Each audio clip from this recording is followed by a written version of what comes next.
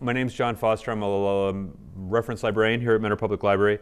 I have a PhD in German history, European history from the University of Washington, and some other degrees. And once again, I mention this because if I don't, like one of the people who's never seen me before will ask me who I am and why they should care what I have to say about things. So this is the third of 4 lectures on Cold War presidents, and it was a topic that I wanted to do, A, because I hadn't really done a lot of these presidents since before COVID, and B, because the Cold War is really such a fascinating thing. I mean, for those of us who grew up, who lived during the Cold War, which ran approximately from 1948 till 1989, it was this sort of all-pervading experience. I mean, I remember when I saw the sort of people running across the border into Hungary in 1989 and thinking to myself, wow, this is really, it's one of those things like the Kennedy assassination. We'll talk about this later, and I was mentioning to some of the people beforehand that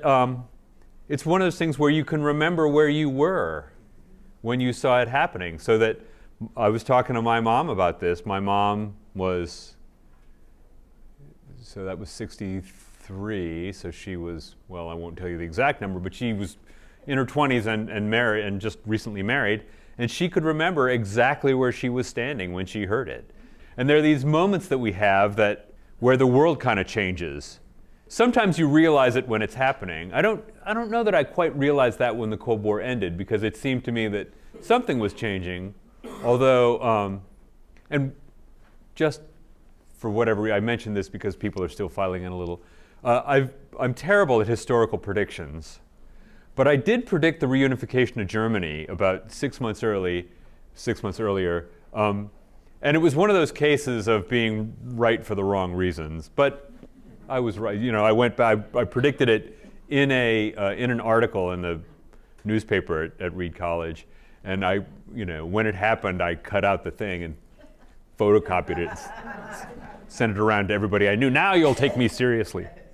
So anyway, I've done Dwight Eisenhower, and I did Harry Truman before that. And now I'm doing John Kennedy. And in future iterations, I try not to get sort of too close to the present moment, because the closer I get to the present moment, the more sort of politically fraught things get. And I really do very much try not to preach politics from the lectern, because if you guys want to know my politics, there's a BJ's across the way, and you can buy me a picture and I'll tell you all that you want to know. But you're a captive audience, so to speak, so I don't want to push my views on you. So when I say things, I'll try to acknowledge when I'm saying things that are politically contentious, and I'll try to give you a sort of reason for why I think whatever it is, or what I think the sort of factual basis for it is. But you're all smart people, and this is a democracy, and you get to make your own judgments about things. So please feel free to do so. Kennedy is really interesting among these presidents because he was the president for the shortest time. It's weird because of the sort of outsized memorial influence that Kennedy has in American cultural memory, public life, that he was only president for around 1,000 days, from the 21st of January 1961 until the 23rd of November 1963. But so many interesting things happened. He's a very interestingly divisive figure. Although, for a lot of the first year of his presidency, his approval rating was over 80%. And this includes, and this is a fact which I only learned reading Robert Dallek's biography of Kennedy, that there was a steel strike in 1961, which he mediated. And in the course of the sort of mediation, he got the unions to sort of to scale back their wage demands, and he got the steel companies to promise not to raise prices. And this is a big deal, right? Because steel is a key, fundamental piece of a lot of other things getting produced, right? So then, a couple of months later, the major steel companies announced that they were raising prices by 3.5%. And Kennedy was outraged. He was one of the people who was at the meeting, the cabinet meeting where they discussed this, said that he was absolutely incandescent with rage. And he said, "My father always told me that businessmen were pricks, and I never believed it until now. Which is an interesting thing. I mean, I'm sure Joe Kennedy did say something like that to him.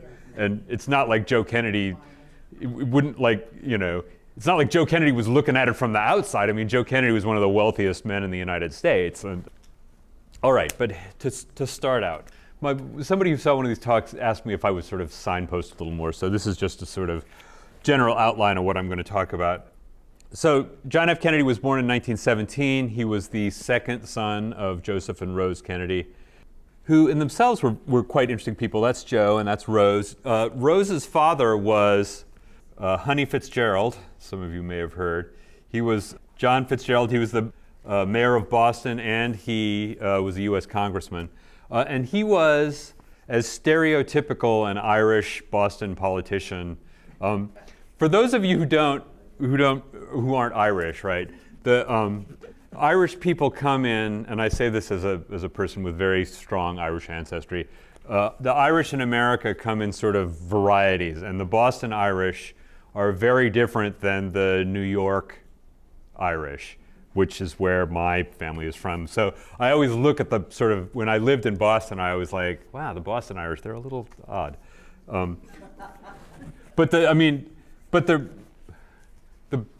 I guess one way of looking at it is the corruption was a little different. But and once again, I say this: these are my people, and political corruption was by no means like limited to the Irish. Like everybody was a little corrupt. But Rose Kennedy was or Rose Fitzgerald as she was at the time, was very, very passionately Catholic. And that was a big deal back in those days. And I mean, this is a topic that will get touched on a lot in this talk.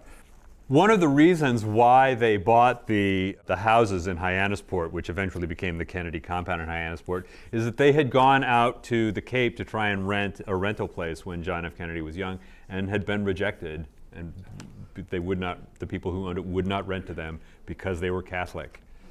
Joe Kennedy was a sort of up-and-coming businessman and financier, once again from an Irish Catholic family. He was in his sort of arc, if you want to look at it that way, is kind of de-ethnicizing his family, right? Because he wanted to, the Boston Irish, and this is true of the New York Irish too, were seen as being kind of like low class, right? I mean, I think it's funny that people get so lit up about certain topics relating to immigration, because my family came here in the 1840s and people were not that happy to see them. Because they came from what people thought was a pretty nasty country, they thought that we were dirty, and they thought that we had too many children, and that and then you can kind of see stereotypically, and that's not all of them.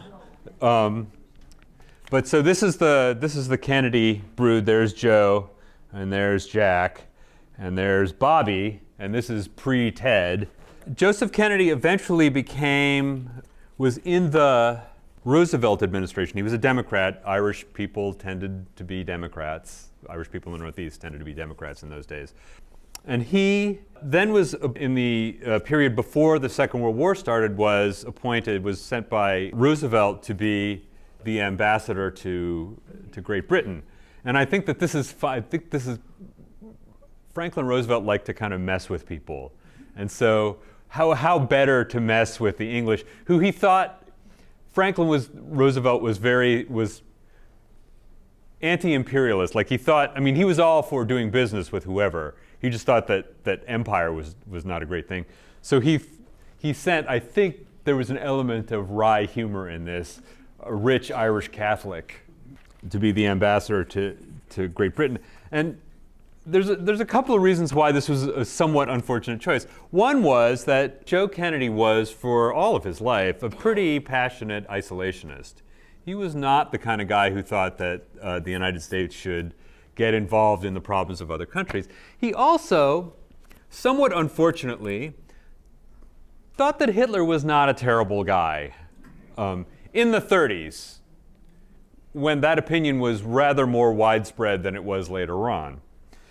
When the Nazi invasion of France happened, I think he was not on great terms with the British government, and he resigned, and I just want to read this passage. This is from William Manchester's The Last Line. It's a biography of Winston Churchill. It's 3 volumes long, and which he did not survive. He did not live to complete. It's actually like the last part of the 3rd volume is written by someone else, but I defy you to point out the differences. I mean, it's seamless.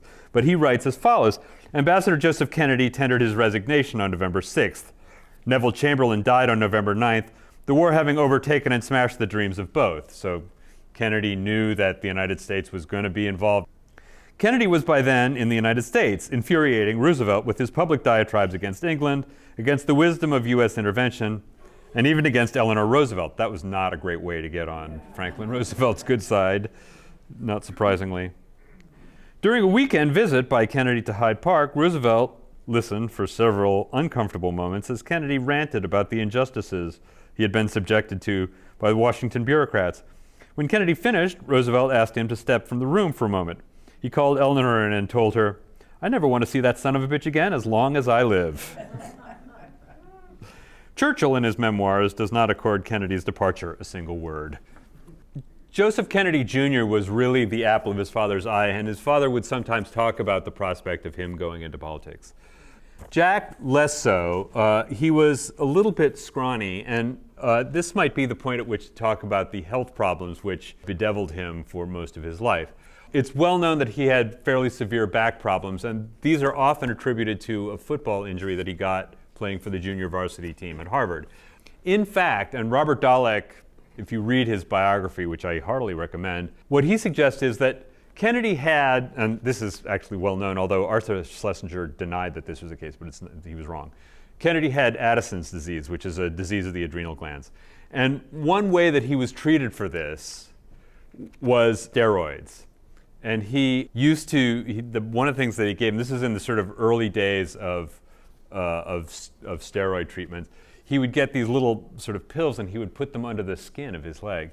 And Dallek's view, and I think that this is commonly held by a number of people, that was the problem that caused the deterioration, because taking steroids can cause bone loss, and that caused the deterioration that weakened his back. He also had an unsuccessful surgery where they attempted to fuse his spine, which then had to be later undone. They had to take like screws that they had put in there out. And also serving on a PT boat was a jarring experience at the best of times, so that probably didn't help. He went to Choate, the all-boys school in Connecticut, one of the tonier schools around, although not probably quite on the level of Groton. Or when you look at the list of people who went to Groton, it's just like President, Secretary of State, President. This is Kennedy right here. Right next to him is his buddy Lem Billings. Lem was his lifetime friend.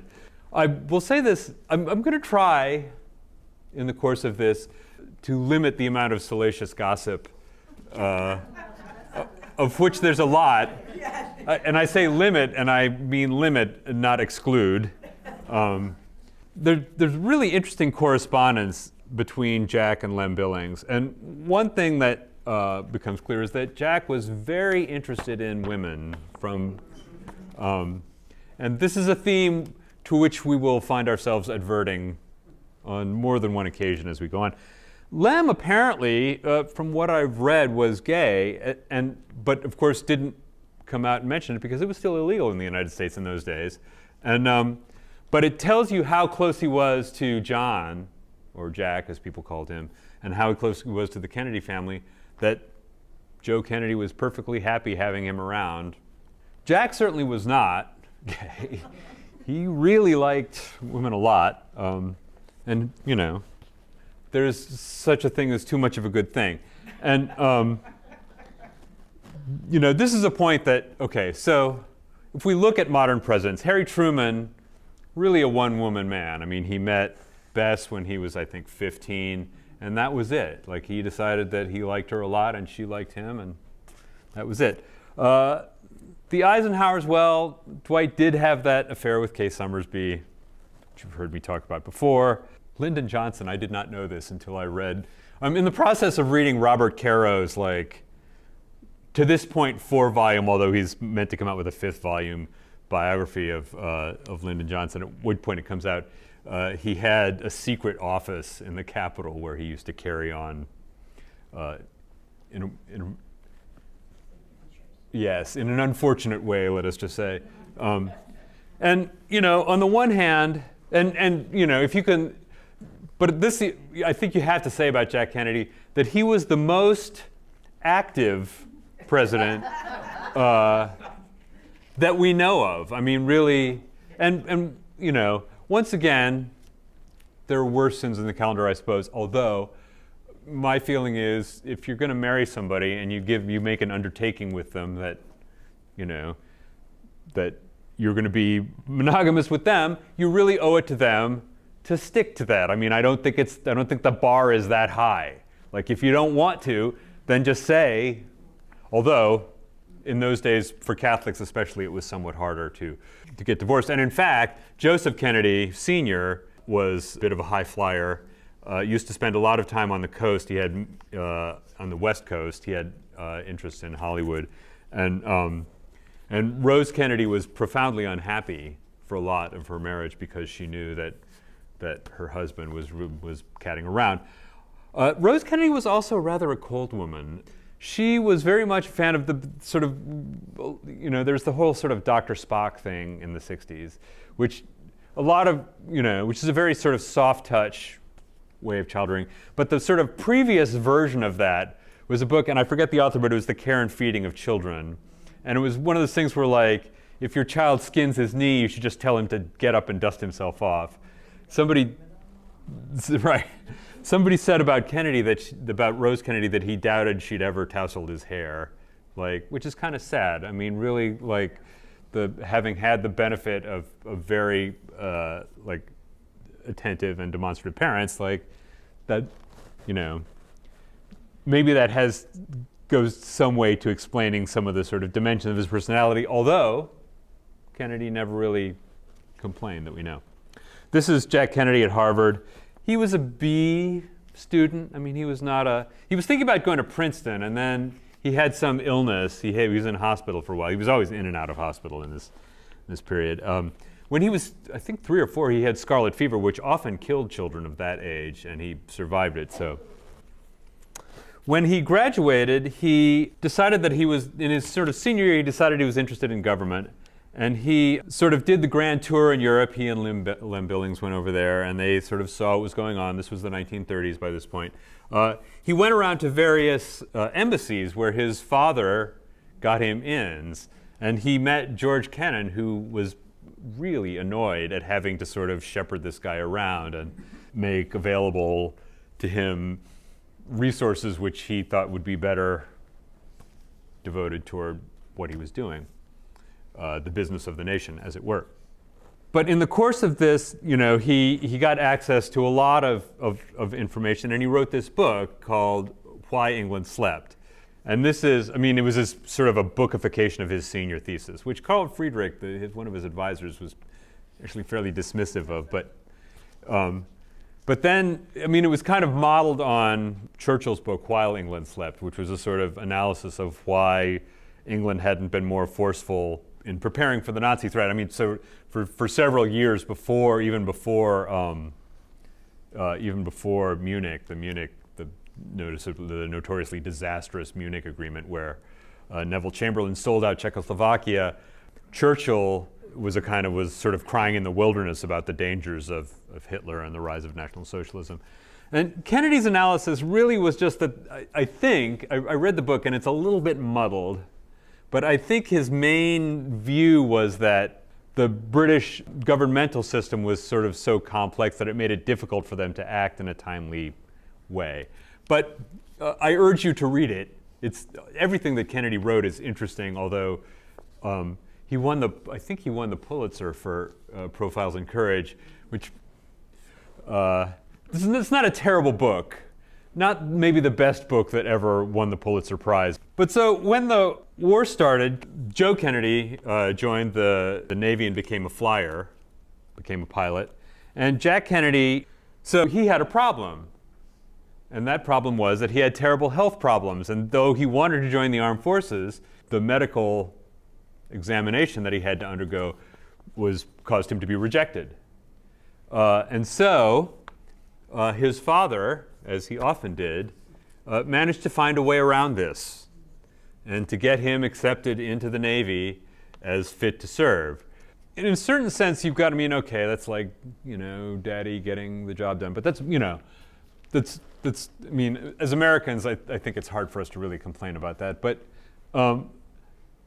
he really did want to serve, right? And he did so at great personal cost, in the sense that his back caused him intense pain a lot of the time. And when he was out on a PT boat, it's a very rough service. Okay, so they were originally going to have him in naval intelligence, but he once again got his father to mobilize, and he got assigned to the front. He got assigned to active duty in the Pacific.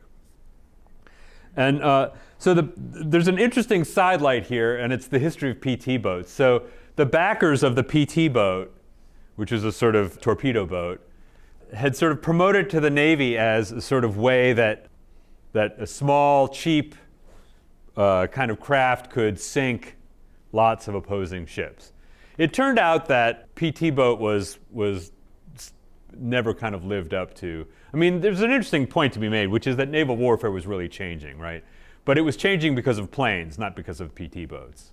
Like for those of you who follow this sort of thing, you'll remember, of course, that the Battle of the Coral Sea was the first major naval engagement where neither fleet ever saw each other.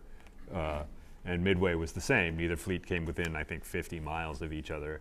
And yet, the Japanese fleet at Midway was essentially destroyed. So Kennedy joins up. He's the captain of this PT. He's a lieutenant at this point. He's the captain of this PT boat. And they end up doing this action out in the Solomon Islands during 1943. And they have this idea they're going to send a whole bunch of these PT boats out. They're going to try and sink some Japanese destroyers. And there was people later looked at this and were like, well, John Kennedy, what did he really do? The problem with this operation was not John Kennedy. The problem was that it was poorly planned. And they sent, I think, 15 boats or something like that out there, only 4 of which had radar on a night operation. And the 4 that had radar then left. So this is the night of August 1st to 2nd. PT-109 is in the Blackett Strait, which is in among the Solomon Islands. And all of a sudden, it's the middle of the night, they get hit, and just smashed in half by the Japanese destroyer Amagiri. 2 of the crew are killed immediately. The rest of them have to sort of abandon ship, and the Kennedy managed to get the 10 other guys together on the remains of the hull, and then they swam. When sort of daylight came, they saw there was an island close by, which I think was called Plum Island or something like that, although now it's referred to as Kennedy Island for reasons which I'm sure you have to explain. But they swam to it. One of his crewmen was so badly injured that he was in a kind of life jacket, and Kennedy dragged him by fixing one of the life jacket straps in his teeth. He was a very strong swimmer, even for a guy who had a bad back. Plum Pudding Island, that's what it's called. They spent several days on the island. At one point, Kennedy swam out into the open channel to try and flag down passing ships. Eventually, they swam to another island. And then they contacted some local tribesmen who were working with U.S. forces, and they ended up getting rescued with a message in a coconut shell. Kennedy won the Navy and Marine Corps Medal. He won the Purple Heart. His service was kind of, was a part of his campaign ever afterward. They made a movie about it, which is not very good, sadly. He was actually pretty deflationary about it, personally. When people asked him, somebody asked him one time, about his sort of heroic service in the Pacific, and he was like, well, a Japanese boat, smashed mine, and that was about it. So I think to his credit, he never sort of puffed himself up. But, say you're his campaign manager, and it's the United States in the 1940s, 50s, early 60s, you got to use that, right? You got to keep that, especially since so many people who had military records are in politics in the 1940s, 50s, 60s. So I don't think that he can fairly be accused of exploiting his service, although it was in his campaign literature. And he did use it from time to time to relate to people who had lost loved ones in wars and various things like that. When he got back, August 1945, his brother Joe Kennedy is killed. Blown up. Interestingly, so he was part of this operation that they were doing to try and hit the German V-1 missile factories on the European coast. And they had come up with this following idea, right, flying bombs, that they would take a plane, they would fill it with explosives. 2 guys would be on board the plane. They would prime the explosive and then they would bail out. And then the plane would be remote controlled from another plane and would be crashed into this facility.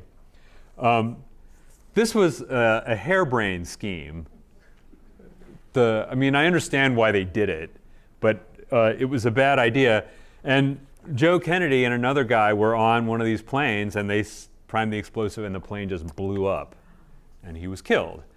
And the reason that it probably happened is because although the United States Army Air Force had turned off their own radar, they had not told the British that they were going to do this.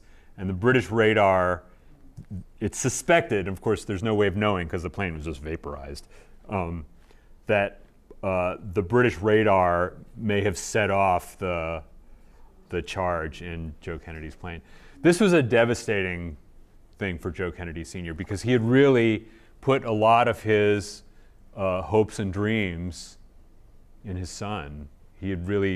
Joe Kennedy was everything Jack could be kind of diffident.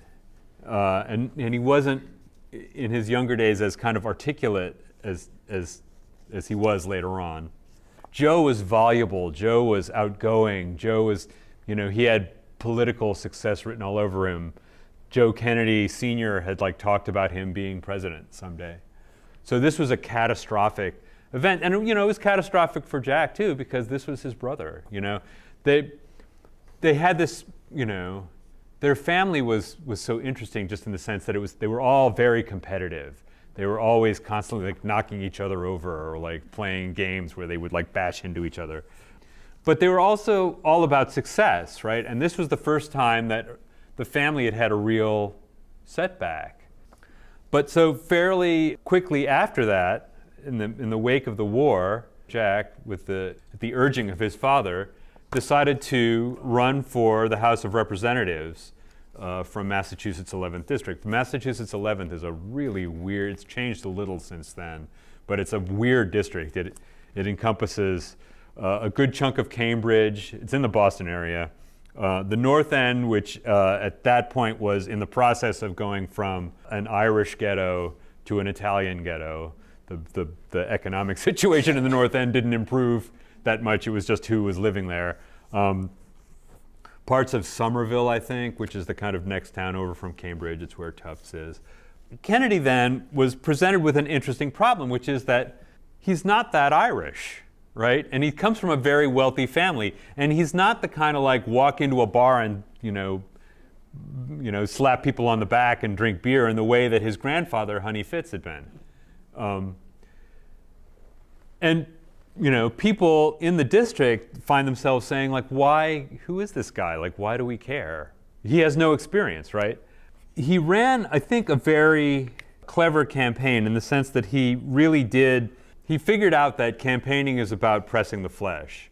Later on, by the way, one of the things I read for this was Theodore White's The Making of a President in 1960, in which he relates the following detail that at one point, and I think this was during the West Virginia primary, Kennedy had shook so many hands that his shaking hand had swollen up. And it was because Jack Kennedy figured that the way to get people's vote was to do it the old-fashioned way, by waiting at the factory gate, by going door to door. Also, his father spent a lot of money. Joe Kennedy said, and I believe that it was at this time rather than in the Senate race that followed, that Joe Kennedy, I think, said, with the amount of money I'm spending, I could get my chauffeur elected. One of Kennedy's campaign guys an interviewer, there's three things important in politics. The first is money, the second is also money, and the third is money. So in that respect, American politics hasn't changed that much. He was running because Michael Curley, who had been the congressman, the member of the House of Representatives, left to become the mayor of Boston. He was also, I think, in some serious ethics problems. Kennedy had a pretty unremarkable time in the House, but then, being the kind of person who was always thinking about the next job, he ran for the US Senate. In addition to doing the same things that he had been, he set up these sort of women's teas, where he would rent out the sort of facility at some really nice hotel in Cambridge. And he would invite 40 or 50 women, and his sisters would come in, and they would help, they would serve tea to everybody. And it was a way of showing to these women that he was interested in what they thought. And, you know, a lot of these women didn't get to go to these nice sort of things. This is for, you know, not like waspy society Brahmin matrons. This is for women out of the Irish sections of Boston. And because he knew if you did this for the women, they would go home and they would tell their friends and they would tell their husbands, and, you know, so it had a sort of telescoping effect.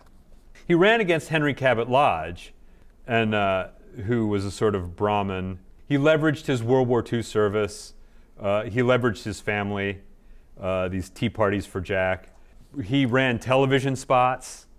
He had a massive grassroots, on-the-ground campaign. I think his opponent in the race for the House of Representatives in '46 was so frustrated by this. He did that in that race too. He was so frustrated by this that he was walking along with one of his campaign advisors, and they saw a crap game, a sort of corner crap game, and the candidate who was running against Kennedy said, you know, the only way I could get in the media is if I joined that crap game and got pinched by the police. Kennedy won a narrow but not decisive victory. It was, I think, 51.5% of the vote against Lodge, who came from one of the who speak only to Cabots, and the Cabots speak only to God. This is, Henry Cabot Lodge was from one of the sort of most prominent Boston Brahmin families. And then he was off to the Senate. He didn't spend a huge amount of time there. A lot of it was because of his health. He kept having he had to go to the Mayo Clinic for a while. I mean, he had gone to the Mayo Clinic when he was younger too. They did test after test trying to figure out, he had like bowel complaints, he had urinary tract infections, he had persistent bad back. In private, he walked around a lot in crutches. He assiduously did not do this in public for the same reason that Franklin Roosevelt had his son like with an iron hammerlock on his arm, making sure that people didn't look at his. And, you know, the press was nosier than they had been. I mean, in the case of Roosevelt, a lot of the press knew about his paralysis, but they just agreed not to say anything about it. They probably, there was more sort of press awareness of this. There was definitely press awareness of his philandering, but this is an interesting thing. The Dalek book, I'm going to refer to this again. Dalek quotes another sort of newsman saying, well, we didn't really talk about Kennedy's sleeping around because a lot of the news guys were sleeping around too. And they figured, you know, if that became the coin of the realm. 1951, Kennedy meets Jacqueline Bouvier. There's her father, Black Jack Bouvier. Once again, a man with extensive tendency to sexual adventuring. She was working as a journalist, and her family was very well-to-do. They were Catholic. She was French. That is, I shouldn't say she's French. She spoke French. The family was originally French. And that stood her in quite good stead. She and Jack had a sort of an odd courtship. He was gone a lot of time because he was sick or he had to go. He had to be doing things politically. He was at this point already sort of, you know, so he won his Senate seat in 52 and then was reelected in 50, and then he was reelected in 56. and he was giving speeches around the country, and newspaper reporters say, well, like, are you running for president? He said, no, I'm the senator from Massachusetts. And they'd be like, well, why are you giving a speech in Wyoming? Like, what business do you have there? So it was fairly clear that Kennedy was sort of on the up. But this was a point at which the Democratic Party was a little bit in retreat. So Eisenhower wins in 52. He wins again in 56, beating Adlai Stevenson and Estes Kefauver both times. Stevenson had this sort of interesting later role in the Kennedy administration, and he was a really interesting guy. He was a bit of, they used the term to describe Adlai Stevenson, fuss budget, which you don't hear so much anymore, but which I think we should bring back into common parlance. He was a very fussy man, although quite a smart man, and quite, those of you who've sort of followed this period will remember that the exchange that he had with the Soviet ambassador to the United Nations during the Cuban Missile Crisis, when he says, so I'm asking you, did you put missiles in Cuba? And then Zorin, the Soviet ambassador, kind of futzes for a second, and Stevenson says, don't wait for the translation, yes or no? And Zorin says, well, I have to consult with my government, and Stevenson says, I am prepared to wait until hell freezes over for my answer, which, people wouldn't have necessarily associated Stevenson with that kind of aggression, so to speak.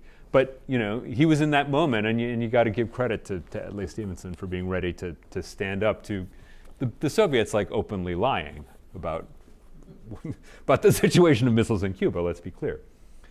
They were married in September of 1953 in Newport, Rhode Island. They then had a reception with about 1,200 people. It was completely media frenzy, and they became kind of America's, people sort of viewed them as kind of like American royalty. So just to sort of mention this, and I don't want to talk about it sort of at greater length, but so the whole Camelot thing. So Seymour Hersh, who must have decided that he had annoyed people on the political right enough, because he was the guy, Seymour Hersh famously was the guy who broke the story about the My Lai massacre, then wrote this book, The Dark Side of Camelot, which I think came out in 66, maybe later, but in which he retailed a lot of rumors about things that had gone on in the Kennedy administration. But Camelot was not something that got talked about during the Kennedy administration. That was a kind of retrospective look back at what the Kennedy administration was all about. 1960, Kennedy runs for president against Richard Nixon, having bested Adlai Stevenson, Hubert Humphrey, and Lyndon Johnson in the primaries. It was the point at which, like, his Catholicism started to become really an issue. It wasn't quite so much an issue when he was running for political office in Massachusetts, because there's a lot of Catholics in Massachusetts. Less so the further west you go, and in large parts of the country, Catholics are a very distinct minority. He was nominated for president on the first ballot at the Democratic National Convention. There was some sort of talk about trying to kind of switch things around. But the really interesting thing is that he managed to convince Lyndon Johnson to be his vice president. Lyndon Johnson, who had been in the Senate for, I think, 2 decades. I mean, he'd been in the Senate for a long time. The third volume of Robert Caro's biography of Lyndon Johnson is called Lyndon Johnson, Master of the Senate. He was the president of the Senate. He was one of the most well-known political operators in the country. I mean, he was a guy who was just an expert at getting things done, and that was one reason why Kennedy wanted him. Kennedy also wanted him because he was from the South, and there was a big division in the party. This was in the days of what used to be referred to as the Solid South, when the Democrats controlled the South before the Southern Democrats switched over to the Republican Party for reasons that I'll get into in a later talk. There's an interesting dynamic in the transformation of American politics. The vote was incredibly close. To that point, I believe that it was the closest since the 1882. I wish Todd Arrington was here because he could confirm. But Some people claim that Kennedy had stolen the election. Nixon didn't make an issue of it. The point, there was a lot of discussion about Kennedy is very young, like, is he qualified? They asked Harry Truman what he thought of Kennedy. He said, well, I don't think much of Kennedy, but I'd rather him than that little rat Dick Nixon. Dick Nixon called me a communist, so I'm pretty much ready to do anything to beat that son of a bitch. Then somebody asked Truman, well, you said that you thought that Kennedy was too young and inexperienced. When did you decide that he was the right guy for the job? And Truman said, when the Democratic National Convention voted him as the candidate, that was when I decided. Oh, here's some of the literature. So this was put out by Organized Labor.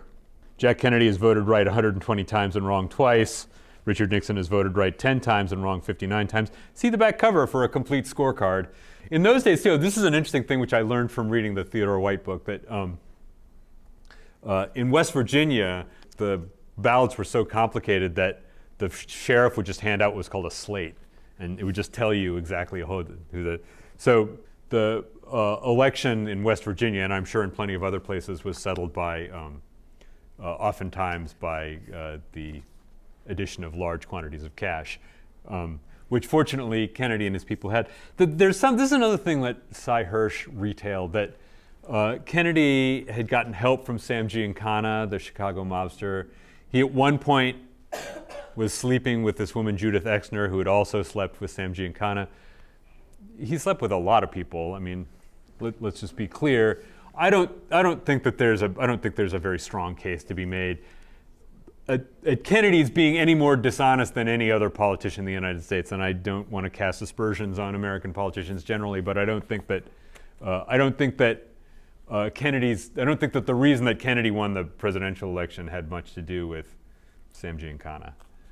The speech he gives at the Democratic National Convention, by the way, it's called the New Frontier speech.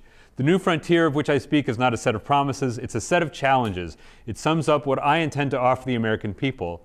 Not what I intend to offer the American people, but what I intend to ask of them. This is a common theme with Kennedy. It appeals to their pride, not their pocketbook. It holds out the promise of more sacrifice instead of more security. But I tell you, the new frontier is here, whether we seek it or not. Beyond that frontier are the uncharted areas of science and space, unresolved problems of peace and war, unconquered problems of ignorance and prejudice, unanswered questions of poverty and surplus. I'm asking each of you to be pioneers on that new frontier. So this is, this sort of gets into themes that you'll recognize from a lot of Kennedy's speeches. He had run the campaign very much on the basis of sort of the Cold War. And a lot of what he had to say was related to the Cold War. When he came around to giving his inauguration speech, this is really one of his more famous speeches, so I want to sort of quote from it at length. We dare not, this speech was given on January 20, 1961, in temperatures of about 20 degrees. And it is relatively brief. I recommend that you look it up. It's online, and it's only about 3 pages long. I think it's only about 1,500 words. We dare not forget today that we are the heirs of the first revolution, of that first revolution. Let the word go forth from this time and place to friend and foe alike. The torch has been passed to a new generation. Okay, this is another theme. Like the new generation steps forward, I think was the campaign slogan for his first run for Congress. And it was once again these guys who had been sort of lower level officers in the war. So Truman had served in the First World War, but then you get Eisenhower, who had been, commander of U.S. forces in Europe. George Marshall, who had been Eisenhower's superior as the Secretary of State, was very extensively involved in European recovery and, of course, the Marshall Plan. But so this is Kennedy sort of saying, like, we're the sort of people, the younger people who came out of the war, and we want to sort of take the country forward. The torch has been passed to a new generation of Americans born in this century, tempered by war, disciplined by a hard and bitter peace, proud of our ancient heritage, and unwilling to witness or permit the slow undoing of those human rights to which this nation has always been committed, and to which we are committed today at home and around the world. Let every nation know, whether it wishes us well or ill, that we shall pay any price, bear any burden, meet any hardship, support any friend, oppose any foe, to assure the survival and success of liberty.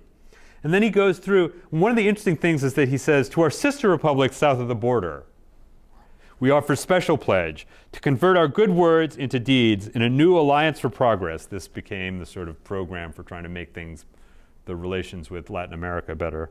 To assist free men and free governments in casting off the chains of poverty. But this peaceful revolution of hope cannot become the prey of hostile powers. Let all our neighbors know that we shall join with them to oppose aggression and subversion everywhere in the Americas. The underlying, this is a reference clearly to Cuba. And let every other power know this hemisphere intends to remain the master of its own house. So Cuba was one of the key issues, and it was one of the ones, the two issues with which he talked with Eisenhower at most length. One was Cuba, the other was Laos. Laos at that point was involved in there was the communist insurgency, a group called the Pathet Lao. Laos had been a part of sort of French Indochina, and what went on in Laos, in a certain sense, prefigured what went on in Indochina. And so, my fellow Americans, ask not what your country can do for you, ask what you can do for your country. My fellow citizens of the world, ask not what America will do for you, but what together we can do for the freedom of man. So once again, this is a theme, like, the question is not what I'm going to give you, it's what I'm going to ask you to do. Like, what is it that, we're tasked with the defense of liberty, the defense of freedom. And that's going to be the sort of central feature of the administration. And this, once again, this is Cold War themes. He puts together this really fascinating cabinet. Dean Rusk, who had been the chairman of the Ford Foundation, Robert McNamara, who'd been president of Ford Motors, McGeorge Bundy, who was his national security advisor.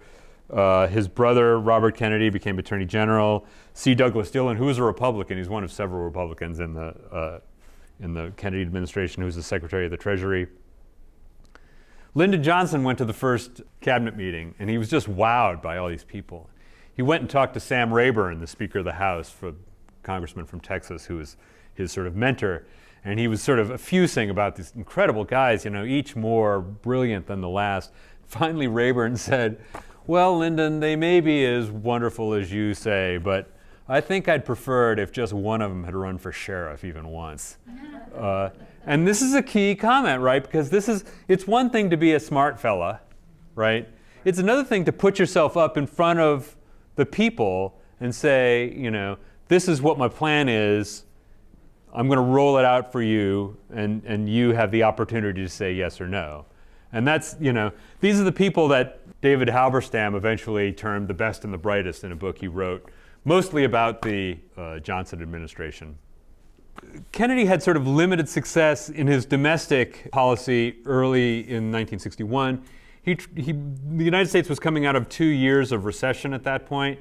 He had brought in Dillon, who was a kind of a pretty standard liberal Republican in terms of his first idea was a tax cut, which probably at that point, at this point, the federal budget is a lot closer to balance than it has been at any point since.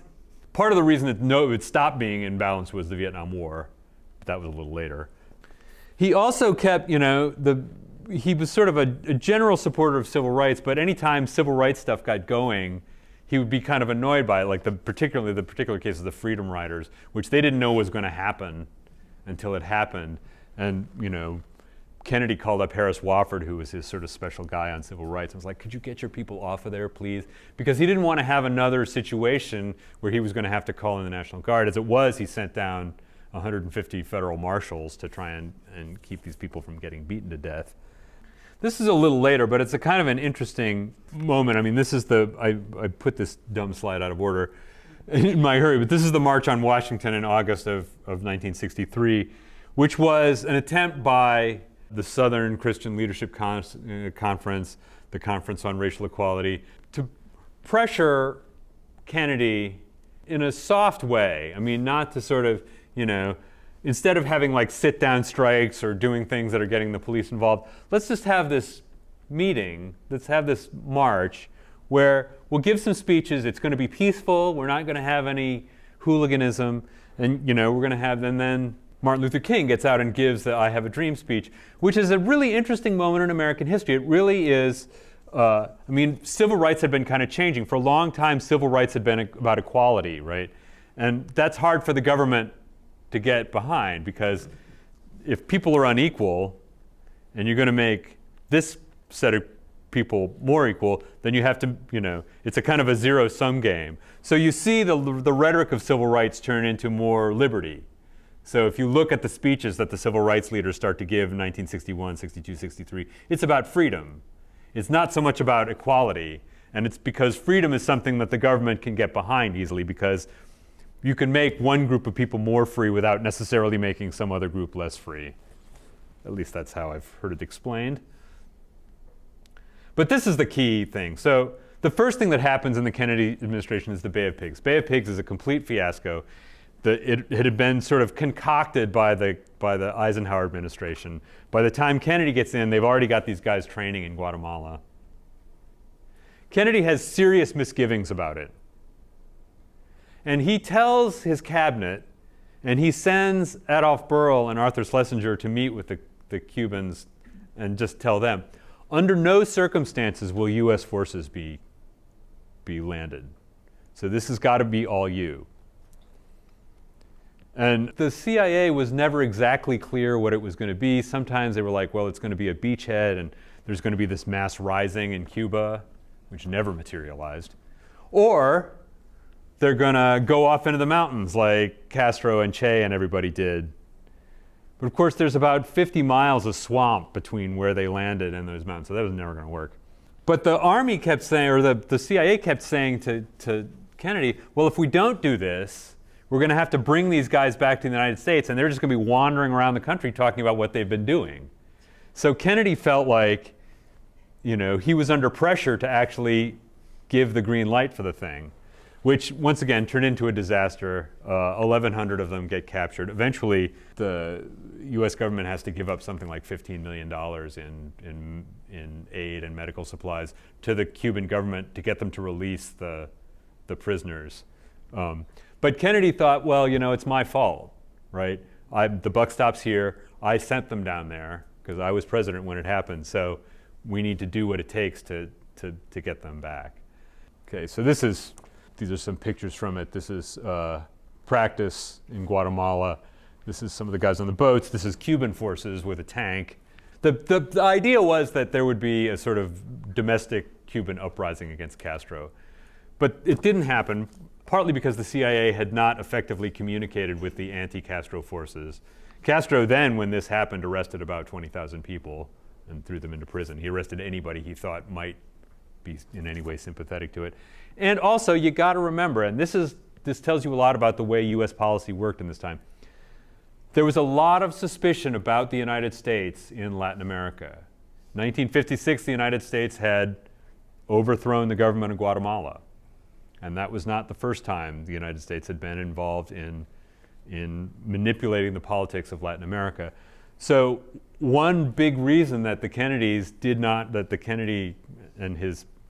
himself didn't want to get the United States putting troops into Cuba was that he thought that it would poison U.S. relations with other people in Latin America. And Latin American leaders, he met with Romulo Betancourt in Venezuela, and they were all kind of suspicious of him, even though they didn't like Castro. But what they didn't want was the precedent of the United States rejigging Latin American governments. Also, this was done later. This was something that the Marine general came out in a press conference and put up this map. People often wonder, why we didn't get in there. This is how big Cuba is. It's not small. So this is, And the Marine general put like a little red dot on it, and so one of the reporters said, well, what's that? And he said, that's the size of the island of Tarawa. The island of Tarawa took 2 weeks and 50,000 U.S. Marines to liberate from the Japanese. So if you want to know why we're not invading Cuba, that's why. And that's, you got to remember that Americans at this time are very uninterested in having their young men sent. This is, only a few years after the end of Korea. not that long after the end of the Second World War. So the US government has to really cope with the fact that sending US troops to places is a very unpopular thing to do. This is why Eisenhower's policy was massive retaliation. We're not going to send troops all over the place. We're just going to threaten to nuke you. And this played very much into the meeting that Kennedy had in Vienna in 1961 with Khrushchev. Khrushchev kind of hectored him. They argued over a test ban. Khrushchev sort of gave undertakings that the Soviets would not do atmospheric tests, which he turned out was lying about.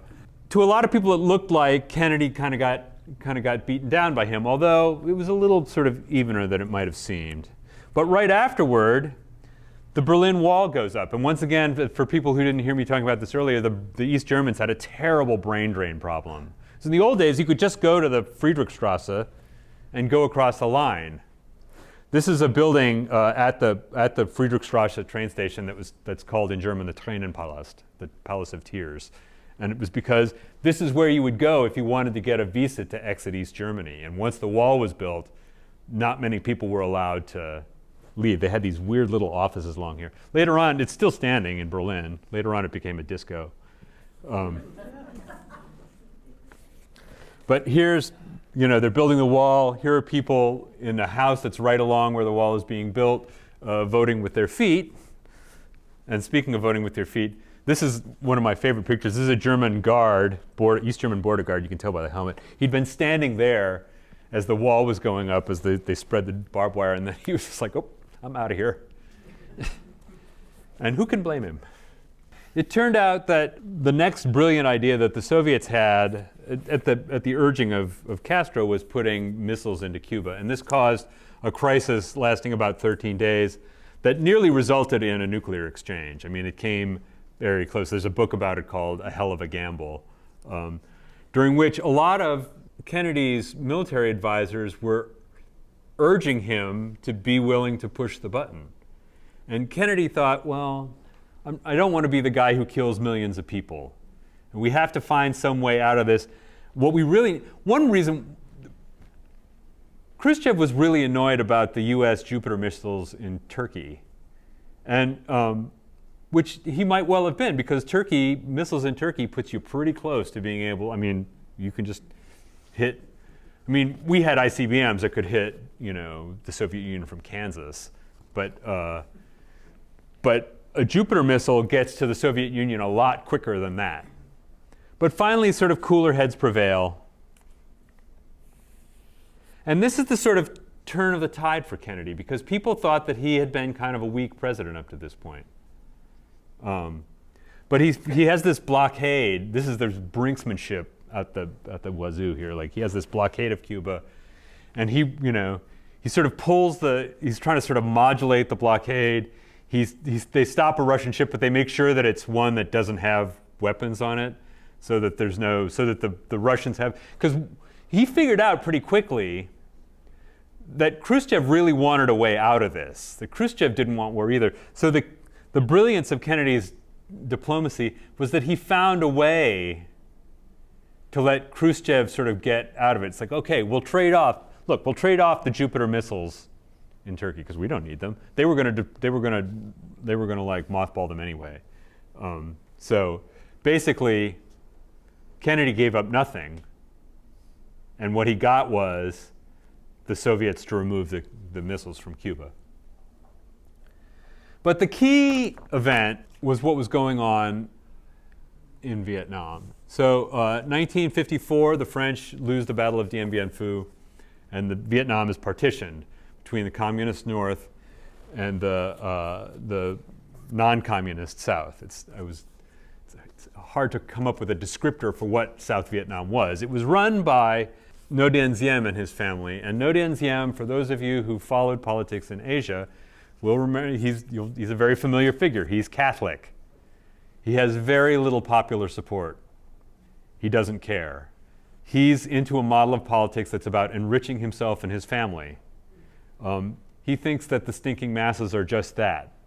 And it's funny, like, they sent Lyndon Johnson over there to try and sort of get him into, get out and press the flesh on politics. And like, there's film of this, and it's really funny because Ngo Dinh Diem you couldn't melt him down and pour him into one of those villages. Like, he absolutely did not want to be there and didn't see the value of going there.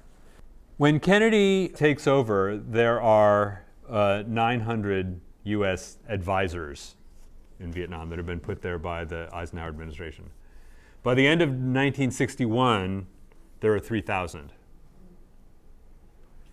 By the end of 1962, there are 11,000 U.S. troops in Vietnam. And they're starting to take on combat roles, although the U.S. government keeps insisting that they're not. And I mean, there we go. These are some of the journalists who were there's David Halberstam out with U.S. troops humping through the bush. There's the guy who wrote A Bright and Shining Lie, who's Neil Sheehan. There's Malcolm Brown, who at that point worked for the Associated Press, although he was with CNN for a long time, and Horst Foss, the famous photographer. And they're there, sort of going out into the bush, seeing what's going on. And they know that when Paul Harkins and his people are giving these briefings about what happened, they know that he's saying things that aren't true. There's a really interesting interview with Neil Sheehan from after he wrote A Bright and Shining Lie, where he said, we would go to these briefings and they would say things that weren't true, and we would get so angry. Like, why are they lying to us? And then I got home and I realized they're not lying, they're delusional. They were saying things that they thought were true because they were being told this by people sort of down the chain. There's Diem with Lyndon Johnson. At a certain point, Diem, one of the kind of centers of resistance, became sort of the Buddhists. Vietnamese Buddhists are a lot more politically active than they are in some other places. And after Diem and his people staged an attack on the Buddhist pagodas, it arrested a lot of people, beat a lot of people up, the Buddhists decided to take a more aggressive posture toward delegitimizing Diem's government. And this picture was taken by Malcolm Brown. And people at the Buddhist temple had called him beforehand and said, go to such and such a place, there'll be something there that you want to see.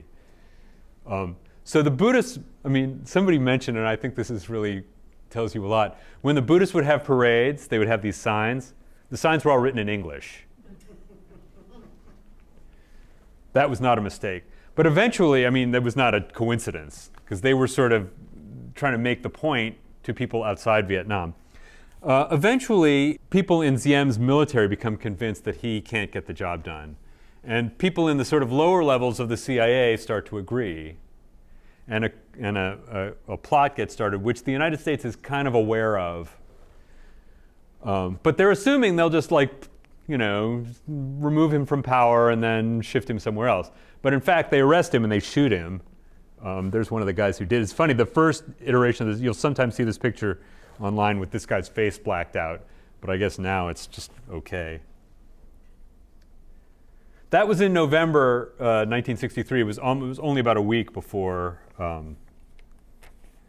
Kennedy was assassinated. So this is the last thing I want to talk about. We'll talk a little about the assassination before I get done here. But 16 June 1963, after the wall's been up for about 2 years, Kennedy goes to Berlin to give a speech. And this is the Rudolf Wildeplatz right in front of the Rathaus Schöneberg. And Kennedy gives, I think, one of the most compelling speeches of the Cold War. 2,000 years ago, the proudest boast was Civis Romanus sum. Today, in the world of freedom, the proudest boast is Ich bin ein Berliner. I have more to say about this, but wait for a moment. There are many people in the world today who really don't understand, or say they don't, what is the great issue between the free world and the communist world. Let them come to Berlin. There are some who say that communism is the wave of the future. Let them come to Berlin. And there are some who say that in Europe and elsewhere we can work with the communists. Let them come to Berlin. And there are even a few who say that it is true that communism is an evil system, but it permits us to make economic progress. Lass sie nach Berlin kommen. Let them come to Berlin. Some people, okay, so let me clear up a myth for you that was retailed to me by my first German teacher, among other people. You'll sometimes hear people say, well, he got this wrong grammatically. Ich bin ein Berliner.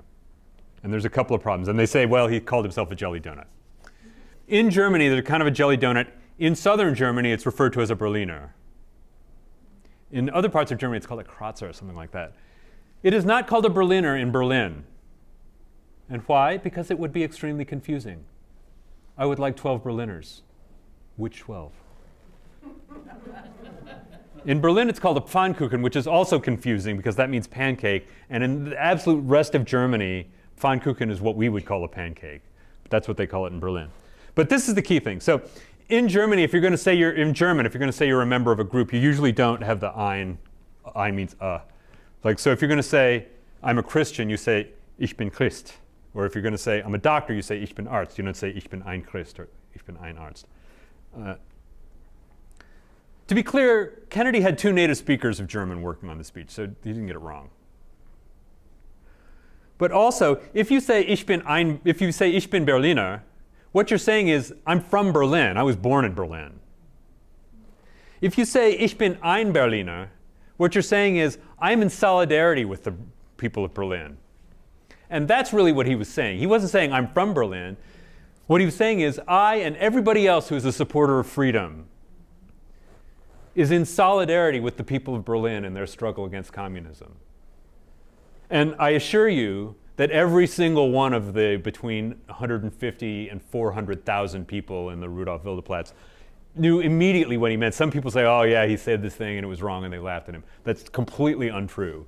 He said this thing, and if you watch the film, there's fanatic applause because people really felt like, here's the US president, we're in this situation where we're kind of an island in the middle of a sea of communism. And this is an interesting thing too. If you meet older Germans, this is my experience, if you meet Germans older than about 60, they tend to really like Americans. Why? I mean, in Berlin, Berlin is where I spent most of my time, because we saved them from communism. And they tend to be very grateful about that, because what serious person would want to live in a communist country? So I'm just going to talk about this briefly. Kennedy goes to Dallas in November.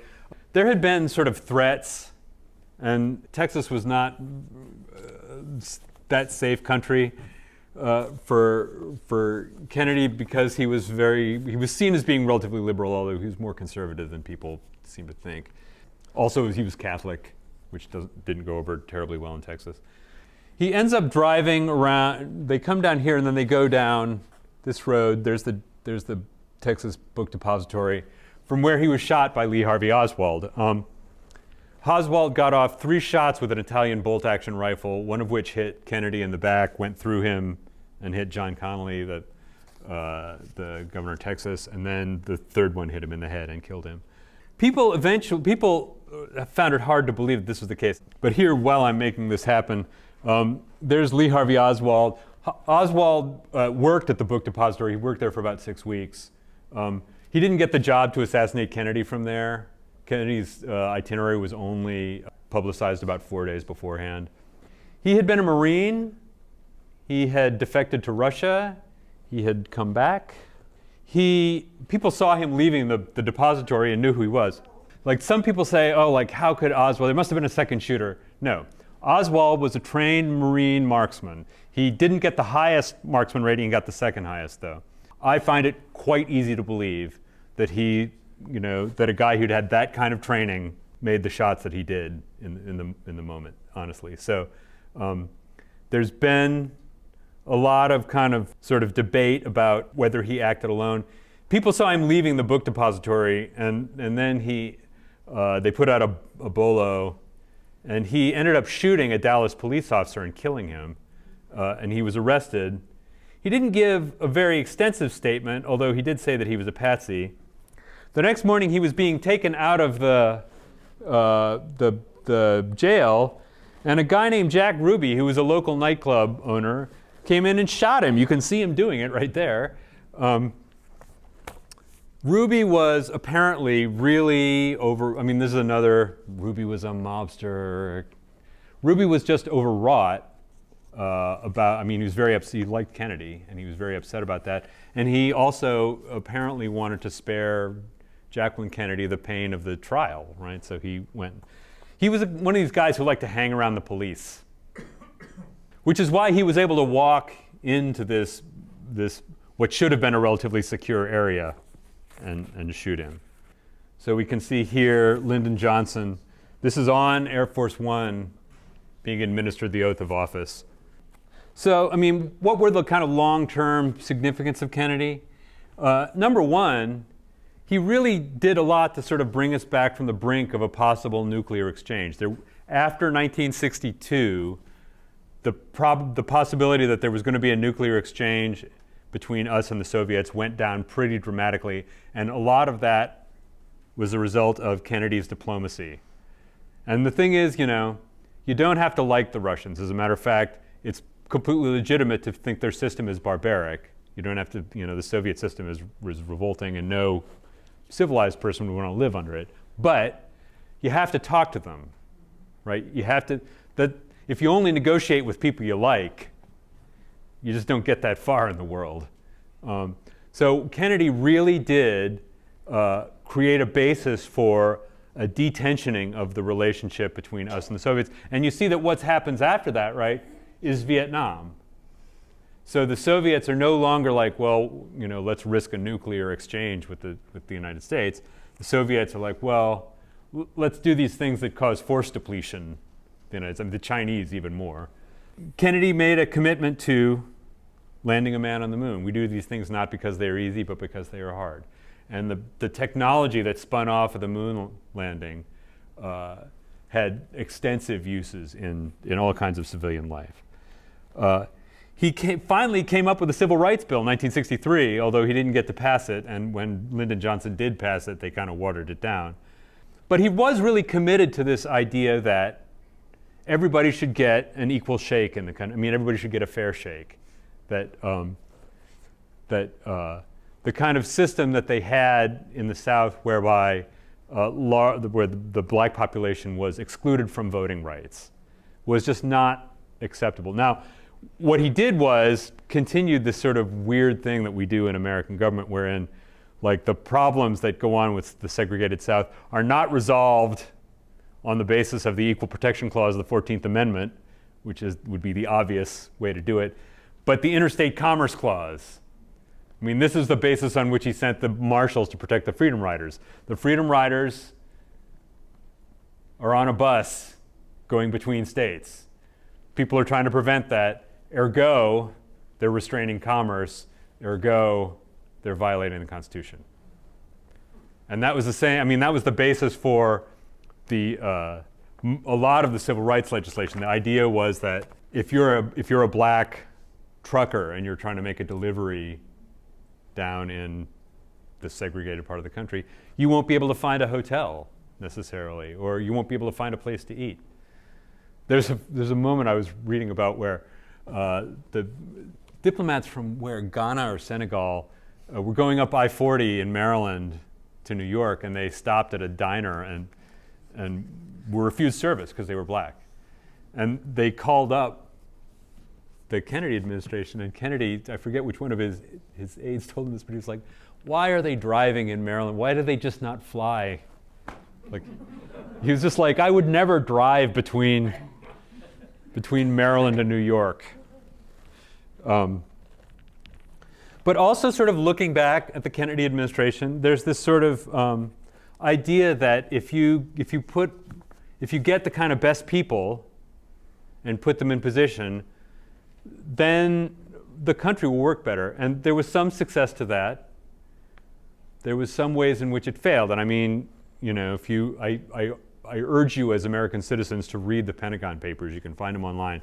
Pentagon Papers were the internal history of Vietnam that Robert McNamara caused to be composed. And it really illustrates the problems that they knew were happening early on, right?